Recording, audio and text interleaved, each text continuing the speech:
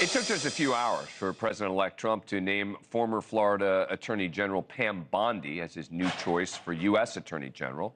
She is a much less controversial and much more confirmable pick than Matt Gaetz. She has been a longtime ally to the president and an advisor in his first administration. We had her on the show recently after the second assassination attempt on President Trump to discuss Florida conducting its own investigation as opposed to just working with the feds.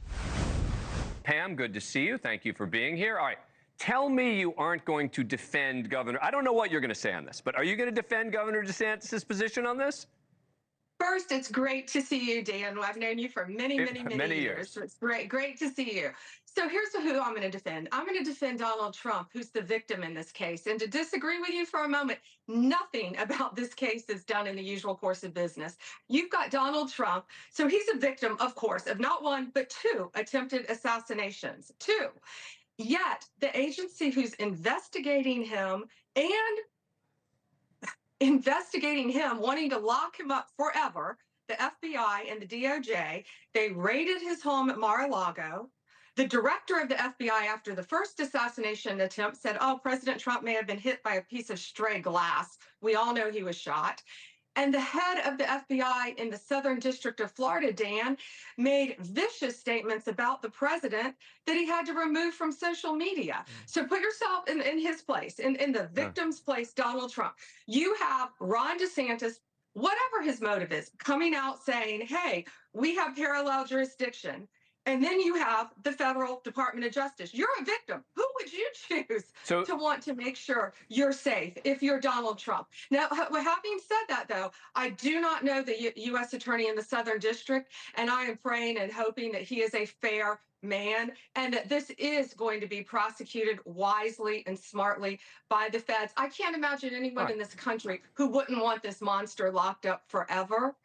At all. So I accept your argument there about looking at it through Donald Trump's prism, right? Through his mind, that he may say, look, I don't want these guys being the ones to lead this investigation, which is why I would hope that someone like you, who both has the ear to some degree of Donald Trump and has the experience that you have, would say, guys, this is the way it works. The way it works is the feds take the lead. If they show us that they're not ready to do the job. I mean, this attempted assassination charge that they just filed means up to life in prison. So I would hope that you would say, look, let's let them do their work. Let's not have another investigation where witnesses might be interviewed twice. And as a result, you might have people say something different, which could then be used by the defense attorney saying, aha, you see, in these two separate investigations, the same witnesses said different things. Those all seem like risks that none of us should want to take.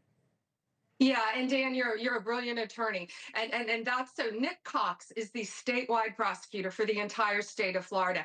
I actually hired him when I was attorney general, and he didn't ask for this case. The governor and the attorney general asked for the case. So Nick is a prosecutor's prosecutor. He's about as apolitical as it comes. And I would hope that Nick would talk to the U.S. Attorney's Office in the Southern District and say, hey, just what you said, we want to work hand in hand, because you and I know the feds have this case now. This guy's in federal custody. Thank goodness he's not going anywhere. He's locked up without bond. He's not going anywhere. So hopefully Nick can work with them, Nick Cox. If I was the U.S. Attorney in the Southern District, what I would do is I would cross-designate Nick Cox, who's tried countless homicides. I've tried countless homicides with him. This is an ace prosecutor. Cross-designate him. Then everyone's quiet. Everyone's cooperating. There's no, I don't think there are any political games. Now, is that going to happen in the real world? Probably not. But Dan, what would happen next is after, if the feds aren't successful, and I pray they are, and I think they are, but what you said happens, if they're not, if the case falls apart, none of us want it to, but if it does, then that's the time the statewide prosecutor can jump in and take the case, and that's called concurrent jurisdiction. So these are all kind of reasonable positions, which is not, in my view, what Ron DeSantis has done. Thanks for watching. Go to joinnn.com to find NewsNation on your screen, and don't forget to click the red subscribe button below to get more of NewsNation's fact-driven, unbiased coverage.